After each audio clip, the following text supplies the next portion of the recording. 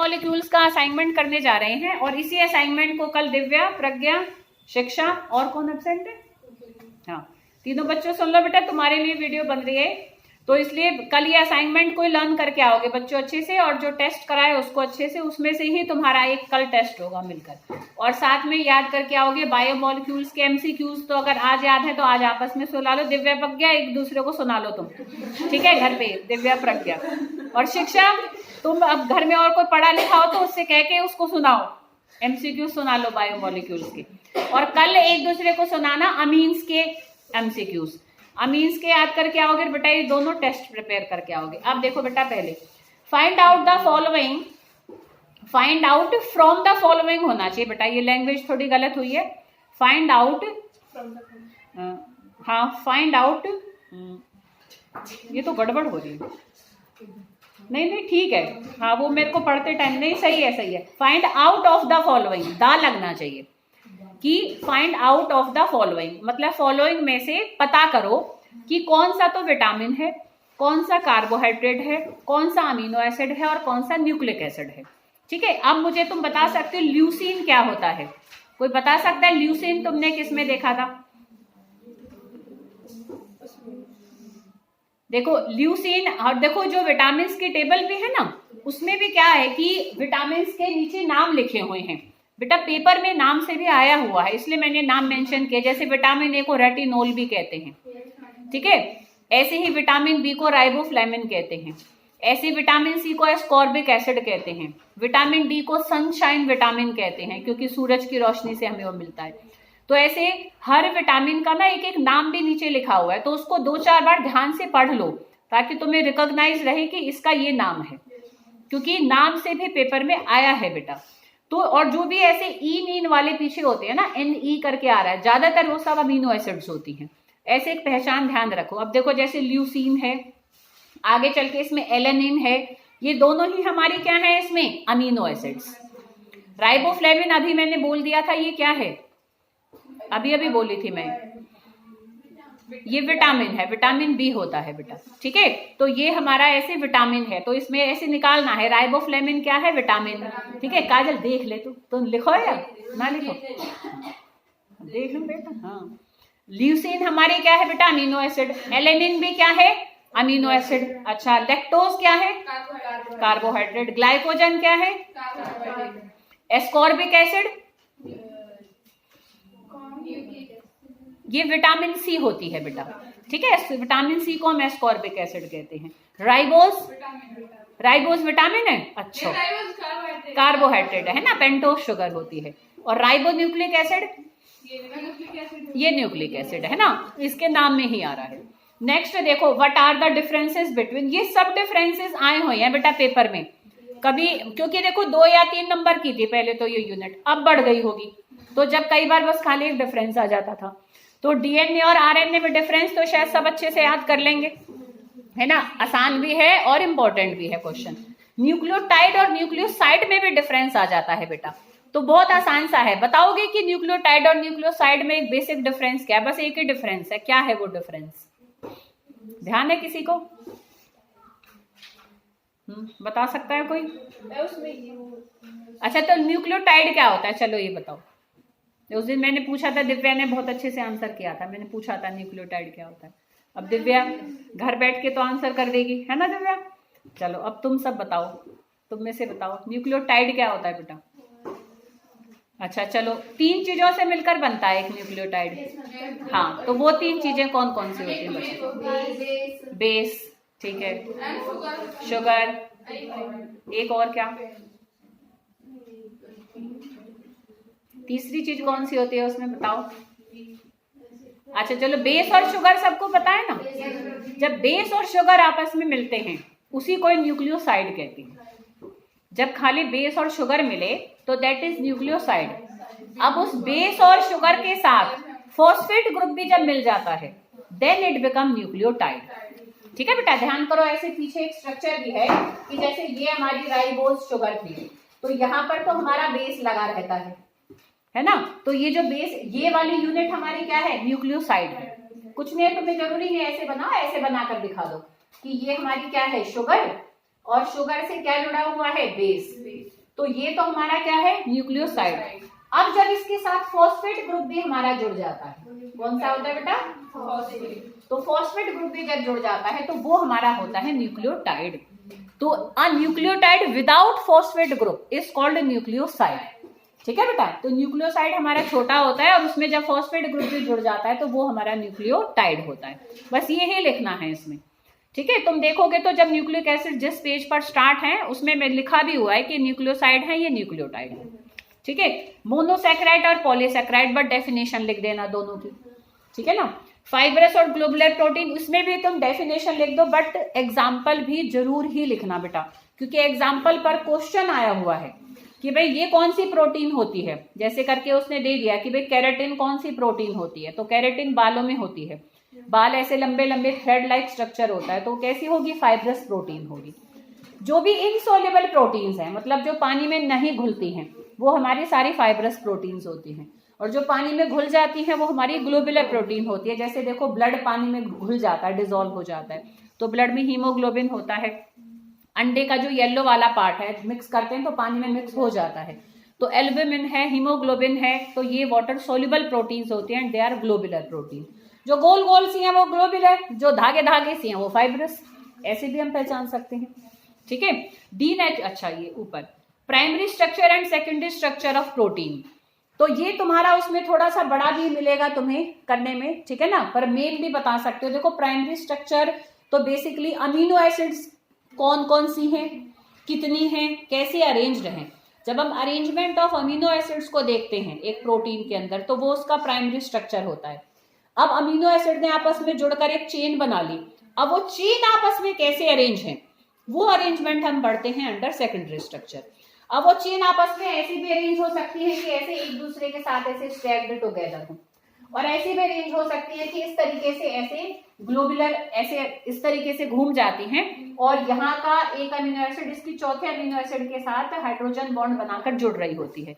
तो इसमें एक ही चेन है, पर वो ऐसे अरेंज हो गई ऐसे स्पाइरल मैनर में, और यहाँ पर बहुत सारी एक साथ से जुड़ी, और यहाँ पर भी हाइड्रोजन बॉन्डिंग्स बनती हैं, पर एक चेन की अमीनो एसिड और अलग चेन की पॉलीपेप्टाइड जो चेन होती है, समझते हो ना पॉलीपेप्टाइड चेन, कि अमीनो एसिड्स आपस में जुड़कर जो चेन बनाते हैं उसको पॉलीपेप्टाइड कहते हैं।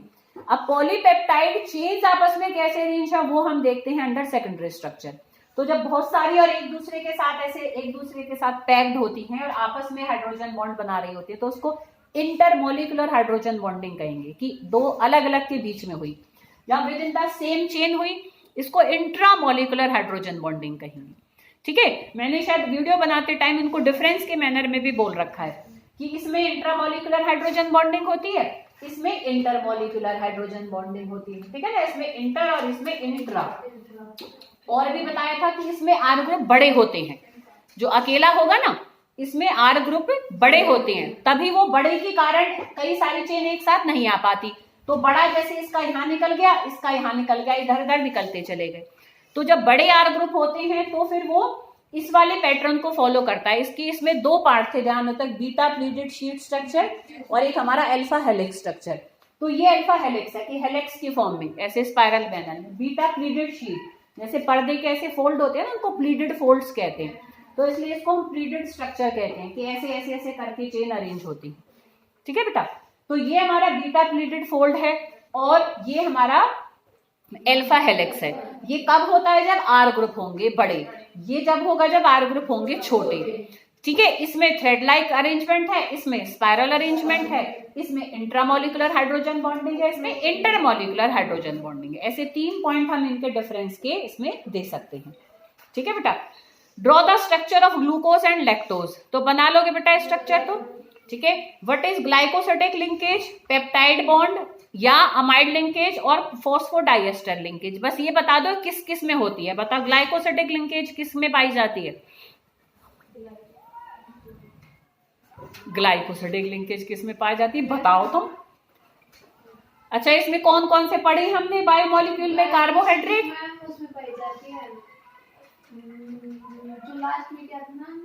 नहीं, रुक जाओ तुम, पहले मेरी बात सुनो, रुक जाओ, अब तुम कुछ मत सोचो, अब मैं सोचवाऊंगी तुम्हें, रुक जाओ।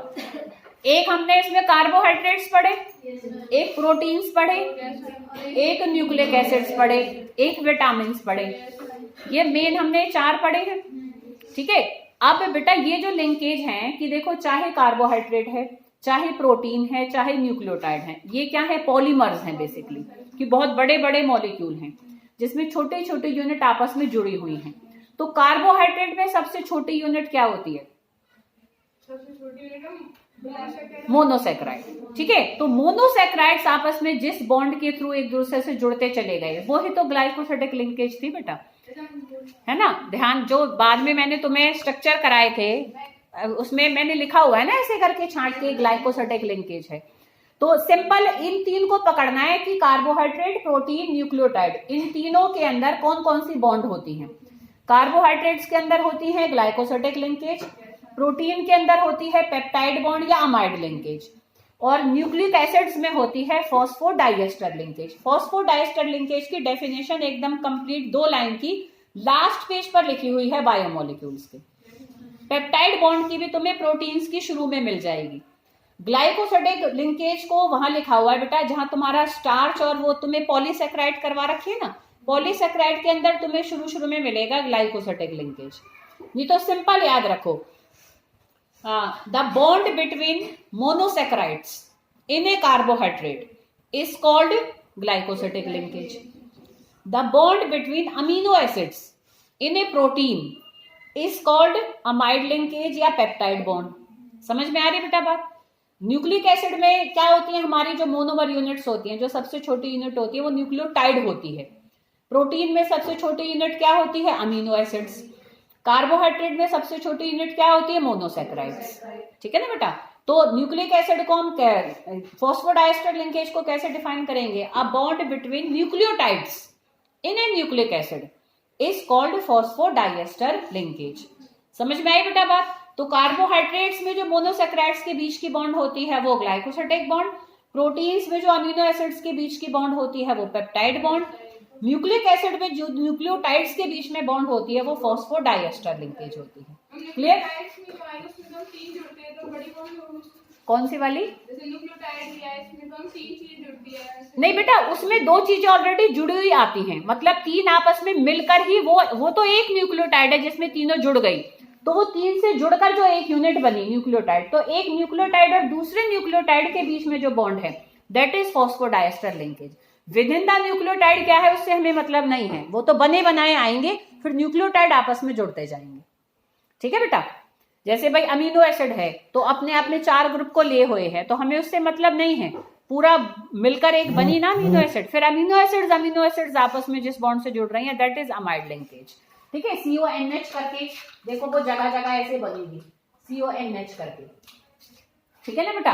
और जो ग्लाइकोसिडिक बॉन्ड है वो ऐसे O करके बनेगी 2 के बीच में, और 5 जो फॉस्फोडाइएस्टर लिंकेज है वो हमारी ऐसे फॉस्फोरस और उसके बीच में आएगी, तो ऐसे OPO करके ऐसे आ जाएगी, ठीक है बेटा।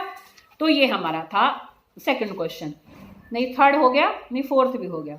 अब 5th देखो, व्हाट इज इनवर्ट शुगर, ये कहाँ मिलेगा बेटा तुम्हें, जहां सुक्रोज करवा रखा है ना बेटा, सुक्रोज जहां से तुम्हारा शुरू है, ऐसे मैंने हाइड्रोलाइसिस प्रोडक्ट करके लिखवा रखे हैं। सुक्रोज के एंड में देखना, जब हम सुक्रोज में पानी डालते हैं बेटा तो क्या बनता है, ग्लूकोज और फ्रक्टोज बनता है। अब सुक्रोज हमारी कैसी होती है, उसकी जो म्यूटा रोटेशन होती है ना वो प्लस होती है। अब जब उससे ग्लूकोज और फ्रक्टोज बनता है तो ग्लूकोज की भी म्यूटा रोटेशन प्लस होती है, मतलब उसको राइट हैंड साइड में घुमाता है प्लेन पोलराइज्ड लाइट को। पर फ्रक्टोज की म्यूटा रोटेशन कैसी होती है, माइनस होती है, ऑप्टिकल रोटेशन सॉरी, उसकी माइनस होती है। अब उसकी माइनस वाली वैल्यू ग्लूकोज की प्लस वाली वैल्यू से बहुत ज्यादा होती है। तो सुक्रोज जो कि हमारा एक तरीके से डीकन्फिग्रेशन वाला था, डेक्स्ट्रो रोटेटरी था, पर जब प्रोडक्ट हमारा ग्लूकोज और फ्रक्टोज बनते हैं, 50-50% मिक्सचर बनता है, तो ओवरऑल वो मिक्सचर हमारा लिवो रोटेटरी हो जाता है, क्योंकि फ्रक्टोज की लिवो रोटेशन ग्लूकोज की डेक्स्ट्रो रोटेशन से ज्यादा होती है। तो हम ये कहते हैं कि एक शुगर से जब यहाँ दूसरी शुगर का मिक्सचर बना तो वो इन्वर्ट हो गया, कन्फिग्रेशन पलट गई, जैसी छतरी पलट गई, पहले वो इधर घुमा रहा था वो इधर घुमाने लग गया। समझ में आ रही बेटा बात? तो the 50% mixture of glucose and fructose obtained by the hydrolysis of sucrose is called invert sugar। उस मिक्सचर को हम इक्विमोलर मिक्सचर को हम इन्वर्ट शुगर कहते हैं। नीचे लिखी हुई है बेटा डेफिनेशन, जहाँ सुक्रोज जहां लिखा हुआ है ना उसके एंड में 2 लाइन में इसकी डेफिनेशन लिखी हुई है। एसेंशियल अमीनो एसिड्स पता है कौन से होते हैं बेटा, बता सकता है कोई? अमीनो एसिड्स जहां पर शुरू है ना वहां एसेंशियल और नॉन एसेंशियल अमीनो एसिड्स करके डेफिनेशन है। देखो बेटा वो 20 अमीनो एसिड होती हैं टोटल, सारे के सारे हमारे लिए एसेंशियल हैं, पर उसमें से हम 10 को एसेंशियल और 10 को नॉन एसेंशियल इसलिए कहते हैं बेटा कि 10 अमीनो एसिड्स ऐसी होती है जिनको बॉडी ना खुद बना लेती है। तुम कुछ भी खा लो वो तोड़ मोड़ के उसको बना लेगी, ठीक है, बट जो बाकी 10 अमीनो एसिड होती हैं उनको बॉडी खुद नहीं बना सकती, तो you have to take them in the form of diet. तो हमें खाने में उनको एज इट इज उन अमीनो एसिड को उसी फॉर्म में ही लेना पड़ेगा, नहीं लेंगे तो उनकी कमी से हमें शरीर में बीमारियां हो जाएंगी, डिजीज हो जाएंगी, ठीक है। तो वो अमीनो एसिड्स जिनको बॉडी खुद प्रिपेयर नहीं कर सकता, हम those amino acids are called essential amino acids, ठीक है। Those amino acids which can't be prepare by body itself so have to be taken through diet are called essential amino acids, ठीक है। और उनकी दो एग्जाम्पल भी बच्चों जरूर याद रखना, एग्जाम्पल भी पूछे गए हैं बेटा पेपर में, इसलिए कोई भी डेफिनेशन कोई भी डिफरेंस लोगो अगर उसका एग्जाम्पल है तो उसको जरूर याद करो, ठीक है बेटा। ग्लाइकोजन, ग्लाइकोजन हमारा एक पॉलीसेकेराइड होता है, मैंने कहीं नोट्स में छोटा सा करके ऊपर कहीं लिखा हुआ होगा, देखो जैसे जो स्टार्च होता है वो फूड स्टोरेज मटेरियल होता है प्लांट्स का, है ना, हाँ, और जो तुम्हारा सेल्यूलोज होता है वो हमारा स्ट्रक्चरल मटेरियल होता है प्लांट्स का, ये लिखवाया हुआ है ऐसे नोट्स में लिखोगे। ग्लाइकोजन को मैंने कहीं ऊपर ऊपर करके लिखा हुआ है ना, लिखा था मैंने कहीं नोट्स में, तुम्हें अलग से लिखा था, नहीं है तो कोई बात नहीं, अब लिख लो, ग्लाइकोजन को लिख लो तुम। ग्लाइकोजन फूड स्टोरेज मटेरियल होता है एनिमल्स का, मतलब हम एक्स्ट्रा कार्बोहाइड्रेट जब हमारे शरीर में रहते हैं तो हम उसको स्टोर करते हैं इन द फॉर्म ऑफ ग्लाइकोजन, जैसे प्लांट्स तो स्टोर करते हैं इन द फॉर्म ऑफ स्टार्च और हम स्टोर करते हैं अपनी मसल्स में इन द फॉर्म ऑफ ग्लाइकोजन, ठीक है। तो इसको तुम लिख दो, ग्लाइकोजन की डेफिनेशन को लिख दो, ए पॉलीसेकेराइड, ये पॉलीसेकेराइड होता है, a polysaccharide and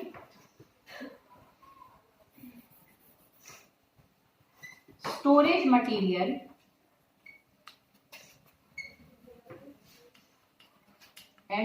material of